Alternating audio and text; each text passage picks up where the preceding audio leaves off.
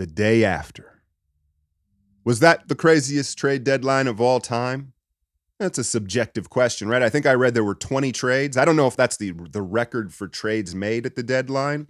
It certainly felt like the craziest when you consider the star power that was moved, how it was done, the drama, the context, the storylines, the buyouts, and the shuffling of contention, specifically in the Western Conference, right? Warriors, I mean, we were getting nervous, fans. Dub Nation, right? Like, it felt like we weren't going to do nothing. It came down to the wire. Eventually, GP2 comes home, and they finally make the decision to come off of this James Wiseman project. Two tidbits about that trade before we talk about potentially what's next for the Warriors this season. I'll start with a quote from The Athletic. Bring this up here.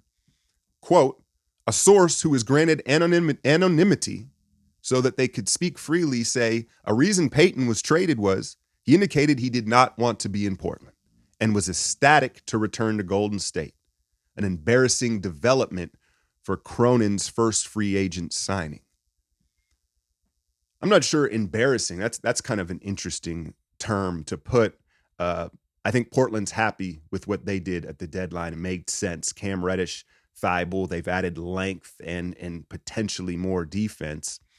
I think first and foremost, everybody understood that GP2 left Golden State with a heavy heart. It was a money move that everybody understood at that stage in his career. He had to take that bag, right? So there's that.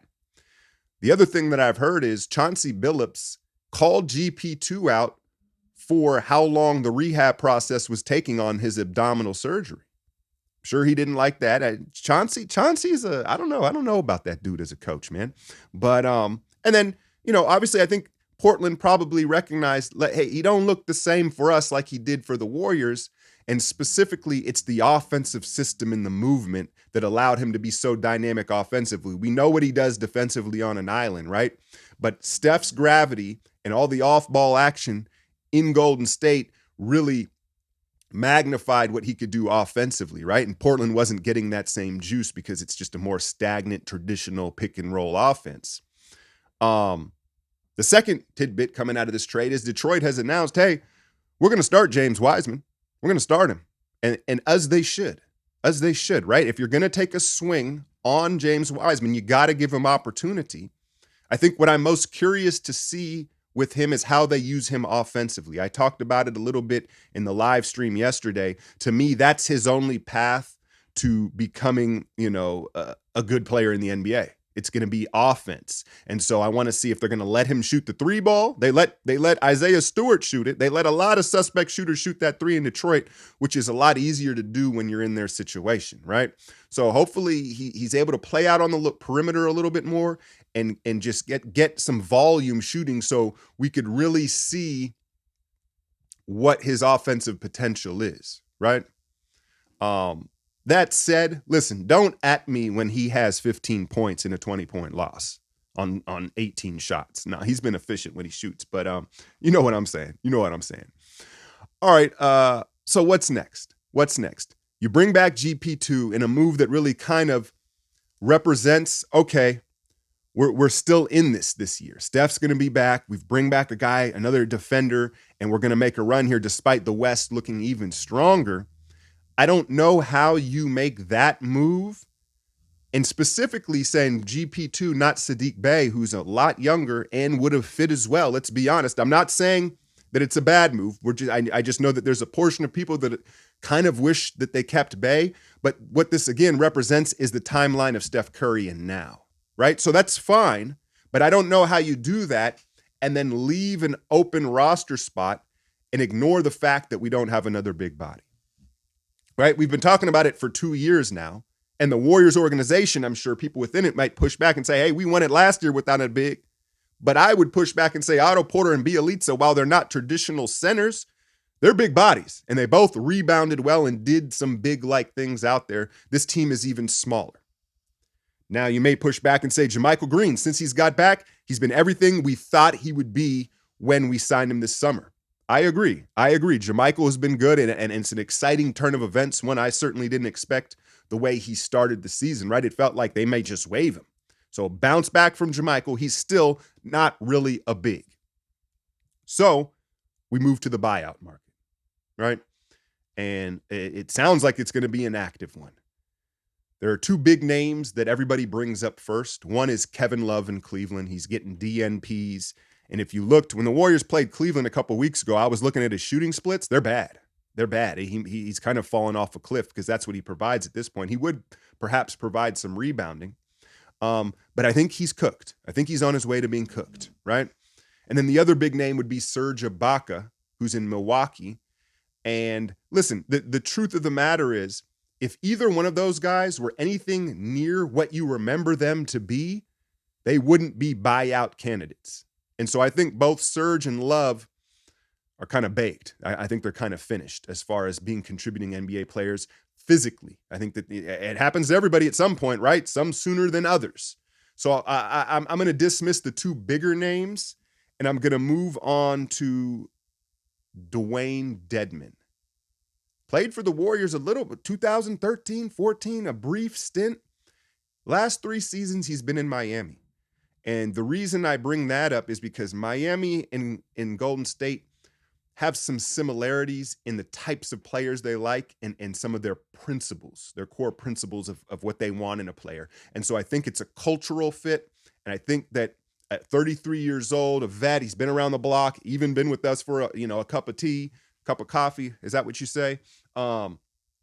He could potentially help out in spot minutes. And again, whoever this big is, it's not like, because I've heard people say, well, why even get one? He's not going to play.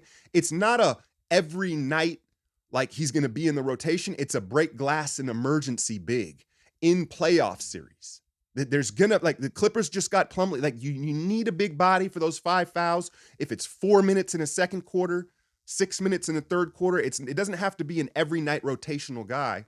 And so you have to take who you would be bringing into account. Would they be willing to play that role? Would they be effective in that role? Dwayne Deadman is a guy that might. If you want to go younger, reports are Nerlens Noel might be getting bought out of, ironically, Detroit. It makes you think, was there a wink-wink deal between Bob Myers and the Detroit GM? Like, hey, if we send you Wiseman, we don't want Noel in exchange. That's going to mess up our money, but you don't have any need for him. Are you going to cut him loose? And then we could, just pick him up? No, I don't know. Maybe I'm reaching there. I think the problem with that situation is Noel, younger, bouncier, rim protector, rebound, run. If you are a guy like him who is still chasing a real home in the league, no thanks to Rich Paul, in a bag, I don't know if you're leaping at the opportunity to play for Steve Kerr as a young big man, right? I'm just saying. So Noel, even if he were to be bought out, I'm not sure he would choose the Warriors. Brought this up in yesterday's live stream, Boogie Cousins.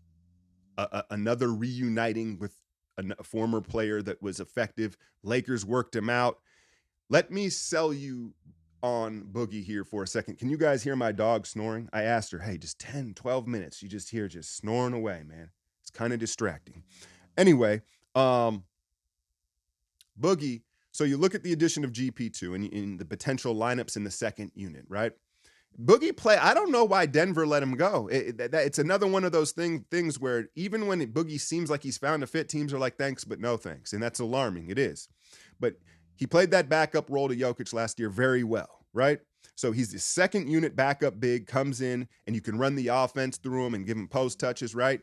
With Kuminga, Dante, and GP2 potentially all on that second unit with him, you can protect him defensively. He can stay in drop coverage, and you've got these point of attack defenders and switchable guys that could really kind of, hide him defensively. And then offensively, it would certainly go a long way in solving our free throw issue, right? Because he's a foul magnet. He gets to the line, and he'd make it more inside out. We've gotten so 3 happy, so it makes sense from that standpoint. And then he, again, knows the system already, right? Because that's the other issue. You talk about the Warriors system and how it takes guys a while to figure out. With 30 games left, who's going to figure that out in the big spot, the spot that takes the longest, apparently, right? So I'll give you one more name, and it's another homecoming. Why not JaVale? He's buried in Dallas. He DNPs in Dallas. And obviously, we know what he would bring to the table. I think he still has something left. I don't know why it hasn't worked in Dallas. Jason Kidd, I think, holds vendettas. I don't know. But here's the problem with that. I don't think Dallas would buy him out for the simple fact they don't want him to either come to Golden State or go back to Phoenix or even the Lakers, right? They don't want to bolster their direct opponents because I think that he would immediately get picked up. So I think they'd rather keep him hostage. So yeah, man, I don't know. If I were to put money on it, what they just convert Lamb into that spot and they roll with who they got small. And yeah, I don't know, man. I don't know. You look at I think the West has obviously gotten tougher and they've gotten bigger. And so I don't know who that name is. And again, it doesn't have to be a rotation guy, but a big body that in a playoff series they can go to for 5 fouls and just not be so small all the time. Any other names I left out, y'all let me know. I'd hit you with this quick one. I'll be back with another video soon. Hit that like, share, and subscribe. I'm out, y'all.